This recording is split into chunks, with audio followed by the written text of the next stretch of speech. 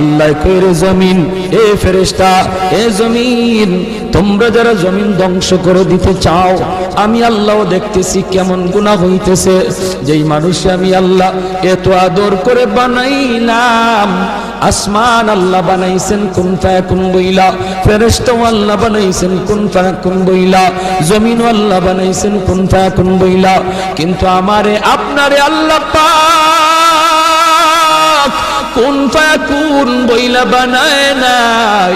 আমাকে আপনাকে যখন আল্লাহ বানাইছে, খালাকতু বিয়াদাইয়া, আল্লাহ বলে আমি আমার নিজের হাত দিয়া বান্দা বান্দিরে বানাইছি।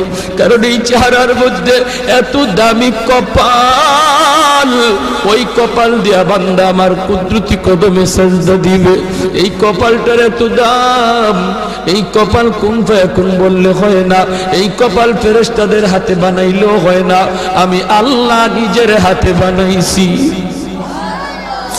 আল্লাহ পাক কই আমি আল্লাহ দেখি জমিনে কেমন অন্যায় হয়, অত্যাচার কেমন জুলুম হয়, জমিনে কেমন অন্যায় হয়, অত্যাচার হয়, কেমন জুলুম হয়, কেমন গুনাহ হয়, আমি আল্লাহ দেখতেছি। আমি আল্লাহ দেখতেছি আমার নবীর নায়েবে রাসূল উলামায়ে কেরামের সাথে কেমন আচরণ হয়, সবই আল্লাহ বলেন আমি দেখতেছি। এরপরও আমি কেন নগদ ধরি না জানুনি? 4 শ্রেণীর কারণে। লাউলা মাশাইখুর রুক্কা ওয়াল শাবাব খুশা ওয়াল আতফাল রুদ্দা ওয়াল আনআম রুত্তা। আল্লাহ বলেন 1 নম্বর হলো ওই বৃদ্ধ মানুষগুলি, এখনো জমিনে এমন কিছু সাদা দাড়ি সাদা চুল আমার কিছু বৃদ্ধ বান্দা বান্দি আছে রে, কোমর বাঁকা হইতে পারে না, করতে পারে না, কষ্ট হয়, হাঁটুতে ব্যথা, কোমরে ব্যথা, এরপরেও আমি আল্লাহর কুদরতি কদমে সাজদা দেয়, কষ্ট হয়, এরপরেও আমার কদমে সাজদা দেয়। এই সাজদার দিকে তাকাইলে জমিনের প্রতি মায়া লেগে যায়।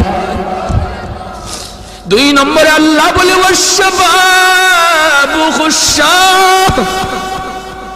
কত যুবক অন্যায় কাজের দিকে দৌড়ায়, নাপাক প্রেম ভালোবাসার দিকে দৌড়ায়, জিনা বেবিচার মদ গাঞ্জার দিকে কত যুবক দৌড়ায়।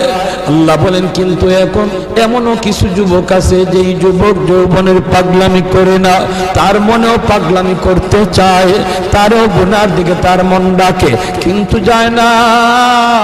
আমি আল্লাহর ভয়ে যুবক গুনার দিকে যায় না, মসজিদে গিয়ে হাজির হয় না, পাক ভালোবাসা প্রেমের দিকে মন দেয় না, আমি আল্লাহর প্রেম অন্তরের ভিতরে জমায়া নেয়। ওই যুবকের সেজদা যখন জমিনে দেয়, তার সেজদার দিকে তাকাইলেও এই গুনাহগার জমিনের প্রতি আমার মায়া লেগে যায়। ওয়াল আতফাল রুদ্দা, আল্লাহ বলেন আরেকটা শ্রেণী হলো এই জমিনে কিছু শিশু বাচ্চা আছে যাদের কোনো গুনাহ নাই, ছোট ছোট বাচ্চাগুলি, এদের আমলনামা এখনো খোলা হয় নাই। যদি জমিনে আমি গজব দেই, গুনাহগারের সাথে শিশু বাচ্চাগুলি তারাও এই গজবের শিকার হয়ে যায়, অথচ এই ঘরের বাবা দায়ী, এই ঘরের মা দায়ী, গুনার জন্য মা দায়ী, বাবা দায়ী, তাদের কারণে গজব আইছে, বাচ্চাটার কোনো দোষ নাই। গজবের কারণে বাবা যেমন গজবে পড়ে, মা যেমন পড়ে, বাচ্চাটাও গজবে পড়ে যায়। তার কান্নার দিকে তাকাইলে আমি আল্লাহ এই জমিনের প্রতি মায়া লেগে যায়।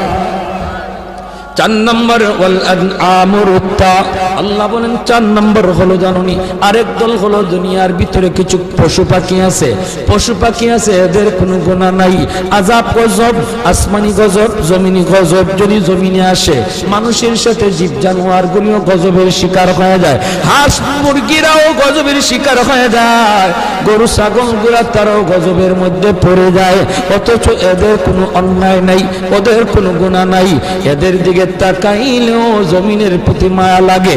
আল্লাহ কই জানুনি রে জমিন, জানুনি রে ফেরেশতারা, যদি এই 4 শ্রেণী জমিনে না থাকতো, যেই হারে জমিনের মধ্যে গুনাহ চলছে, যদি এই 4 শ্রেণী না থাকতো তাহলে আমি কি করতাম?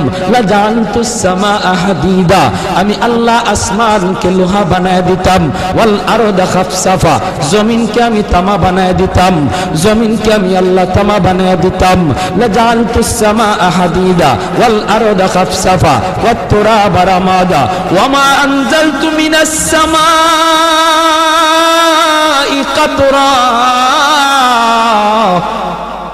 এক ফোঁটা রহমতের বৃষ্টি আমি জমিনে দিতাম না। ওয়ামা আম্বাতু মিনাল আরদি নাবাতা, একটা শস্যের দানাও আমি জমিনে উৎপাদন হতে দিতাম না, বরং বাল আনজালতু আলাইকুমুল আযাবা সাব্বা, ভরপুর করোনা একটা যাবে আরেকটা আসবে, একটা যাবে আরেকটা আসবে, ভাইরাস একটা যাবে আরেকটা আসবে। আল্লাহ যেটা দিতে পারে এর চেয়ে বড়টাও দিতে পারেনি না পারে না। করোনা যেমন শক্তিশালী এর চেয়ে আরো পাওয়ারফুল শক্তি নিয়ে মহামারী আল্লাহ দিতে পারে। আল্লাহ কই যদি এই চার শ্রেণী জমিনে না থাকতো, আমি আল্লাহ পরপর শুধু জমিনের মধ্যে গজব দিতাম। এই চার শ্রেণীর মধ্যে প্রথম দুই দল বৃদ্ধ মানুষ যারা এখনো আল্লাহর কদমে সেজদা দেয়, দুই নম্বর ওই যুবক যৌবনে যে আল্লাহর কদমে সেজদা দেয়। ও ভাইয়েরা বন্ধুরা, জন্য বলি যুবক যৌবনকালে ইবাদত করলে সহজে আল্লাহর ওলি হইয়া যায়।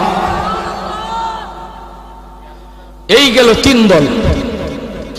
চার নাম্বার দল হলো ওই অভাবী মানুষ, গরিব মানুষ, সমাজে যারা গরিব, সমাজে যারা গরিব অভাবী, তাদের জন্য আল্লাহর ওলি হওয়া সহজ। জোরে কন্যা সুবহানাল্লাহ। কেন? কারণ কি? কারণ হলো চার নাম্বার না তো, দুইটা গেল, তিন নাম্বার হয়েছে না? তিন নাম্বার হয়েছে, এরপরে চার নাম্বার। তিন নাম্বার হলো মহিলা জাতি। মহিলা জাতি, মা বোনেরা, তাদের জন্য আল্লাহর ওলি হওয়া খুব সহজ। কেমনে?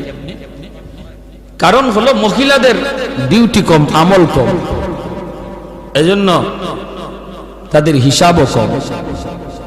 নবী বলেন চার কাজের জিম্মাদার যে মহিলা হয়ে যাবে, যে মহিলা চারটা আমল ঠিকমতো হিসাব দিতে পারবে, সে আল্লাহর তৈরি যে কোনো জান্নাতে প্রবেশ করবে। আইয়ুমা ইমরাতিন ইযা সাল্লাত খামসাহা ওয়া সামাত শাহরাহা ওয়া হাসনাত ফারজাহা ওয়া আতাআত বালাহা।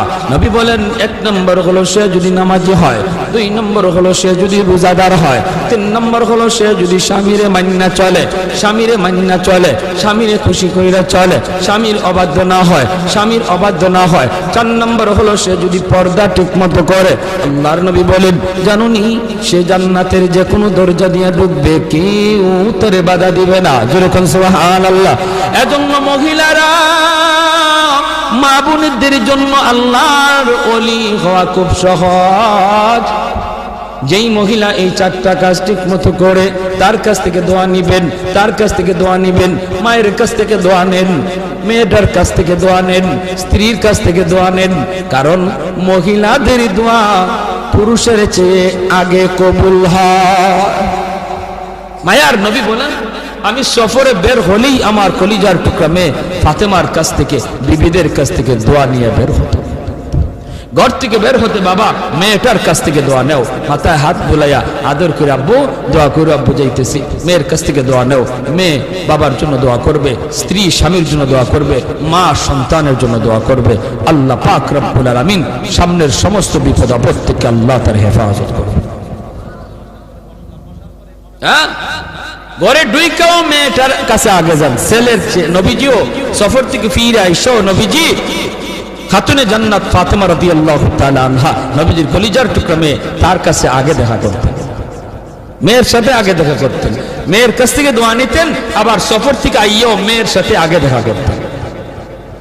জোরে কন্যা সুবহানাল্লাহ। ভাইরা আমার, এজন্য বলতেছি মহিলাদের জন্য আল্লাহর ওলি হওয়া খুব সহজ, খুব সহজ। মহিলাদের জন্য সহজ। কেন? কারণ তাদের হিসাব কম। সম্পদ কেমনে কামাই করেছো, সম্পদ কোন পথে ব্যয় করেছো, এই জবাব কোন মহিলাকে দেওয়া লাগবে না, পুরুষকে দেওয়া লাগবে, স্বামীকে দেওয়া লাগবে, স্ত্রীকে দেওয়া লাগবে না। স্বামী কেমনে সংসার চালাইলো, হালাল পথে না হারাম পথে, জবাব দিবে স্বামী, মহিলাকে জবাব দেওয়া লাগবে না। এজন্যই রে ভাই, মহিলাদের জন্য আল্লাহর ওলি হওয়া খুব সহজ।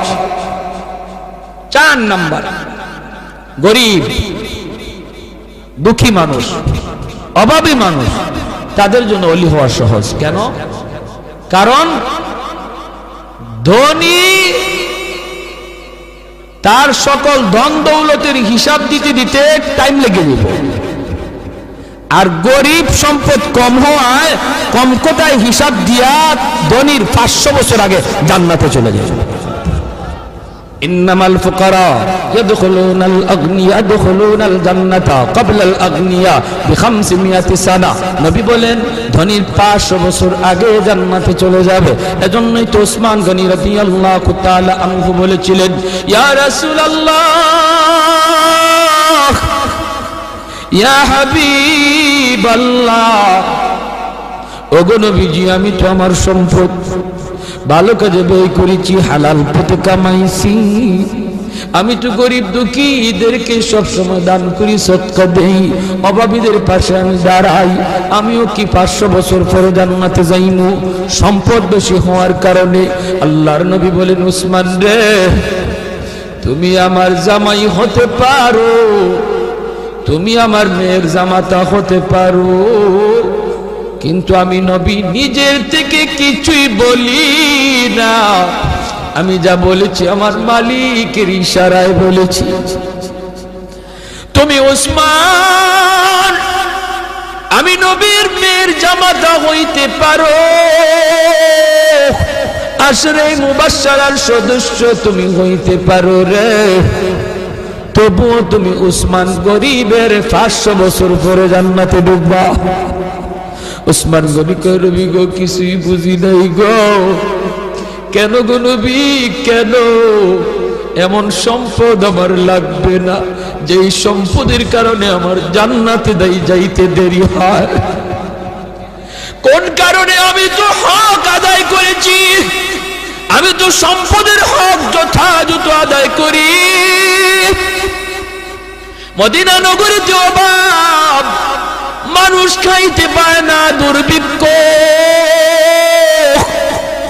হয়তো উসমান গনি 100টা উট বুঝাই করে আটা নিয়ে মদিনায় ঢুকতেছেন। মদিনার ব্যবসায়ীরা মদিনা থেকে বের হয়ে গেছে সন্ধান পাইয়া, রাস্তায় যায় উসমান আটাগুলি আমাদের কাছে তুমি বিক্রি করো, আমরা মদিনার বাজারে নিয়ে একটু ব্যবসা করব। পাইকারের দল তারা মদিনা থেকে বের হয়ে গেছে, আগে কিনে ব্যবসা করত। হয়তো ওসমান কই, তোমরা আমার আটার দাম কত দিবা? পাইকারের দলেরা কয়, আমরা 1-2 দিব। তুমি যেটা 1 টাকা দিয়ে কিনছো আমরা 2 টাকা দেব, 2 গুণ বেশি দিব। ওসমান গনি কয়, না না হবে না, আমার মালের দাম আরো উঠছে। জোরে কোন না সুবহানাল্লাহ। মালের দাম আরো বাড়ছে, মালের দাম আরো এর চেয়ে আরো বেশি একজনে কইছে। এমনি পাইকাররা কয়, ব্যবসায়ীরা কয়, উসমান নেও দিলাম 3 টাকা 3 গুণ। উসমান গনি কয়, আরো বেশি কইছে। কয় দিলাম উসমান 4 গুণ। উসমান গনি কয়, আরো বেশি দাম হইছে। পাইকাররা কয়, উসমান রে কাল থেকে নিয়ে আজ বিকাল পর্যন্ত একটা খেজুরের দানাও আমার পেটে পড়ে নাই। আল্লাহ নবীর চোখ থেকে দর দর করে পানি পড়ে নবী কাঁদবেন। মদিনার মসজিদে নববীর ভিতরে কান্নার রুল পড়ে গেল। এত বড় জলিলুল কদর সাহাবী আব্দুল্লাহ ইবনে মাসউদ রাইসুল ফুকাহাদের ভিতরে একজন। আল্লাহর নবী যখন কান্দেন সাহাবীরাও কান্দে। এবার নবী কয়, ওরে উসমান একটু খেয়াল করে শোনো রে উসমান, তুমি একদিনের হিসাব দিতে 3 কথা বলা লাগছে, টাইমও লাগছে বেশি। আমার আব্দুল্লাহ 1 কথা জবাব দিয়ে দিছে, টাইমও লাগছে কম। হাসরের মাঠে মালিক বলবেন, বান্দা আয় আয়, যার যার জীবনের হিসাব দিয়ে যা রে। কে সম্পদ কেমনে কামাই করছো, কেমনে ব্যয় করছো, এই হিসাব না দিয়ে কেউ সামনে যেতে পারবে না।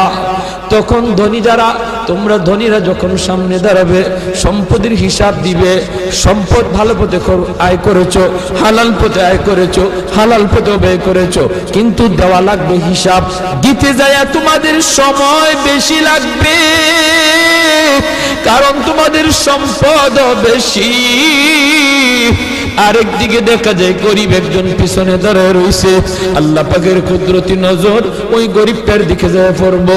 আল্লাহ তখন বলবে, বান্দারে তুই বাইপাস হিসাব দেওয়ার জন্য চইলা আয়, ওর সম্পদ বেশি, সময় লাগবে, তোর সম্পদ কম, কম কথায় জবাব দিয়া জান্নাতে চলে যা।